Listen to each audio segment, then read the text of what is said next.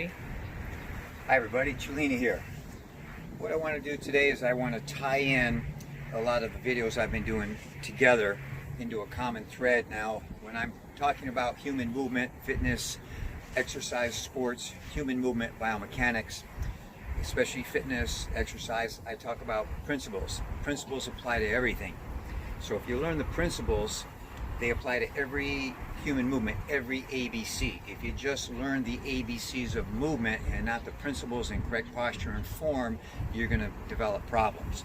So recently I did a video on spinal stenosis. That's a condition in the lower back where there's narrowing of the disc. Now it could be from an injury, it could be high mileage, but many times, as I mentioned in that video, a lot of the problems we're having in any part of your spine, your cervical, upper neck, your thoracic, the middle back vertebra, or the lumbar vertebra, the lower back, many times the problems we're experiencing, the pain we're having is just from bad posture, where you are compressing compressing the vertebra, which is compressing the disc, which is putting pressure and compressing the nerves as well, which is causing those pain. Remember, nerves allow us to feel pleasure and pain, in this case, pain.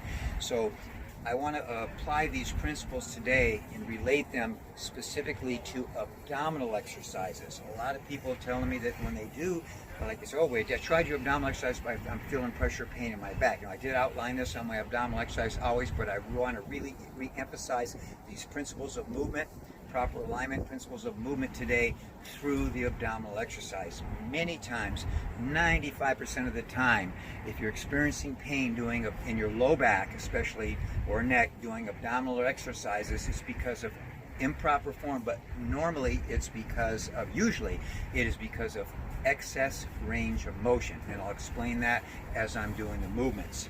So I'm going to do some abdominal exercises here. First, I'm going to go into some proper form, just very, very simple. I'm going to have the knees up. I always mention about a 45-degree angle. If you bring the feet up too close, you're going to put an arch in your back. You can see I've got a big space here. That's going to cause problems. So if I take my feet out too far, it's going to cause an arch. I want to find a spot, probably about at 45-degree angles here, where the low back is flat. And I'm going to bring my body down. So 3 bowls of water, 1, 2, 3. Now I'm just going to do a simple abdominal crunch, mostly the upper abdominals here, upper and middle. And here's the biggest common problem, and people irritate their neck and don't even realize it, don't listen to their bodies enough as they're doing it, and they'll catch up with them later. But I call these neck ups. That's not doing, I can do these all day long, except it's going to irritate my neck. And I can feel that. Most people do it and don't realize it. So elbows are wide and back. Keep the malosternal position here. Now, instead of leading from the head, that's just a neck up. I'm doing nothing. I could hold this all day, except it's going to irritate my neck a little bit. So now what I'm going to do, instead of coming up, I'm going to support my head like a bowling ball with my hands. What I'm going to do now is just bring the lower part of my scapula or shoulder blade off, trying to keep this malosternal position. I'm going to push my abdominals always down into the floor or pad or mat to help support that low back, because if you push them out, you're going to tend to arch your back. So just think of a little weight, a heaviness there. Keep my elbows wide. If your elbows come in, you're probably going to pull on your neck. It's hard to pull on your neck with your elbows wide. So you just support the neck and head, the cervical vertebra. Now what I'm going to do is I'm going to think of peeling or rolling the vertebra off, but without curving, coming up until the lower part of my shoulder blade comes off. That's the size I need to go. If I hold this for a little while, I'll actually start shaking.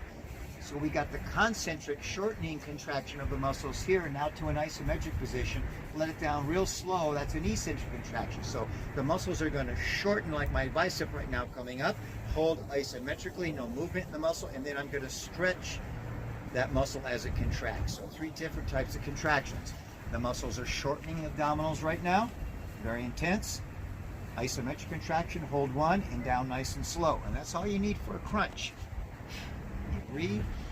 Remember, your lungs are like 2 big balloons of air, so you want to get that air out of the balloon so you can compress forward. Helps you tighten the abdominals and helps you come up and compress. So exhale as you come up. 1, 2, hold 1001, 1, 2, 3, 4. So very simple crunch. Now, if I try to force it, even if I keep my head back and I come up a little higher, now I'm going to tend to get into my low back, and I'm curving. You can see my spine and my neck. It's very hard to keep that straight position. So just a little crunch. Very simple. Now, if we want to intensify that a little bit and add some lower abdominals, you're just going to come up, crisscross the ankles, right angles at your hips, right angles at your knees. And I'm just going to do the lower body movement first. You can even do these by themselves, supporting your low back here or here. I'm just going to come in a couple inches. If I come to now, notice my tailbone is down here. All right, but by just holding the weight of the legs up, the lower abdominals have to work. To engage your lower abdominals, you have to add the lower body, the legs in. If I just come in a little bit, they're contracting, and I'm going to squeeze and contract isometrically as well during the concentric contraction. So trying to get two birds in one stone here. If I come too far, I've rounded the low back, I've rounded up and now decreased the space between the vertebra and the disc and causes pain. So it's just a little bit of movement, and listen to your body. The moment you feel it in your back, you went too far. That's what I was talking about excess range of motion. This is excessive. Now I'm in my low back. I can feel it right away. Just listen to your body. So it's a very small movement. Now I'm going to stretch out a little bit. Now just the weight of my legs, that becomes a lever. If you're straight out, it's a long lever. It'll pressure your low back. The fulcrum is here at the low back. Just go out a little, right? If you start to feel and get an arch or feel negative stress with those abdominals down, then you've gone too far. So it's a very small movement, just in and out. And you can build up and develop, or you're stronger and can go further out without causing pain or pressure. So to put them both two together, we do a little crunch. We just come in a little. And look, it's just a couple inches of movement. But if you even just do 10 of these, very slow and controlled, I'll guarantee you'll see the results and feel the results. Just 10 of these is very intense. Now I'm going to go back to the basic position here, where we're coming up. Now I'm going to get a little bit of obliques, a little bit of an angle. So we're going to take it to a new level. Get the sides of the oblique abdominal. So I'm going to come up.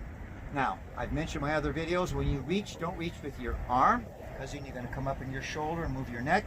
I want to think of my ribs coming. Come up, put my hand here, I'm going to reach my rib forward. All right, curve over, head's in a good position. Now I feel the obliques kicking in, back and down. So we're at exhale. We've got an exhale, right? Back, down. 1, 2, 3, and 4. 1, 2, 3, and 4. 1, 2, 3, and 4. Now let's add that together with the low abdominals. Now we're going to come up 1, reach more towards the foot, 2, 3, and 4. Watch in the neck position. 1, 2, 3, 4. So that little bit of angle now and twist is getting the obliques involved. So 1, 2, 3, 4. A little more advanced. 1, 2, 3, 4. Take the legs out a little bit more. 1, 2, 3, and legs out. Now we have that in and out. We can take the legs a little further. Now, this is tough. You want to train into this. What I want to show you, what a lot of people do is this. And you can see I had a jerk to get up, round the neck, and they come all the way up. My low back's rounded, my shoulders are rounded, my neck is rounded, curved. That's a bad position. Plus, I can hold this other than the stress on my back and neck, which I might get away with till later, but I can hold this all day. My abdominals are doing nothing right now. Okay, same thing. If I take the exercise and go all the way down on that, this is a rest position, so I never rest. I keep my shoulder blades off. Now my abdominals are working. Now, to do that, if you want to do that, you can use your hands to help you tighten the abdominals a little bit more advanced. Now, look at my back position. Look at the angle. I'm straight here. I've not curved my back.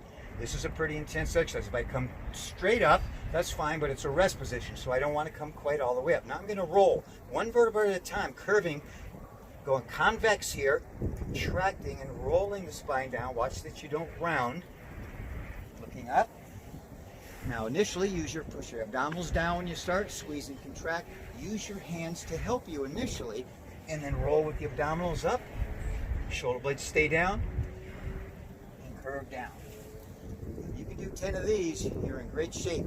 That's a little bit more advanced, but it's better than doing these and using momentum, curving and rounding your back. Real common problem. Pause, please. Here's another simple exercise you can do. All right, same position we're kind of getting. We're just going to go in and out, in and out, in and out. Very small, kind of elbow into the inner thigh. Now to try to come up to the knee, you're going to curve If you want a little oblique, you could turn a little bit more to the side. Notice I'm trying not to round that neck too much. And it's a very small movement. Shoulder blades are off. If I come up too high and round, I'm going to feel it in the back and the neck. So again, watch the excessive range of motion. It's a very simple exercise. 45 degree angle, pretty much 45 degree angle here. In the relaxed position, right? Ease in and out. Body goes back a little, body comes in a little. Keep the abdominals tucked. Very small. If I go too far out, too long of a lever, I'm going to hurt my back. So start small. You can even slide your feet in and out initially, and you're still going to feel that work. Very basic, very easy, and then you can build up just a little bit off the ground. Eventually you can take the legs a little higher, but not too far out. So you can apply this to any abdominal exercise. Just wanted to demonstrate a few today, but basically watch your range of motion. If it's an up motion and you're feeling pressure, decrease the upward movement. If it's a down motion, decrease the down. If it's in, decrease the inward motion. If it's out, decrease the outward motion. It could be inward, outward, upward, downward together. But if you're experiencing pain in the low back or neck, any area of the spine during abdominal exercises, if you just start reducing the range of motion, I'll guarantee you 95%, if not 100% of the pain, pressure, discomfort will go away. So try it, everybody. I know it will work for you. Julini out. Be well.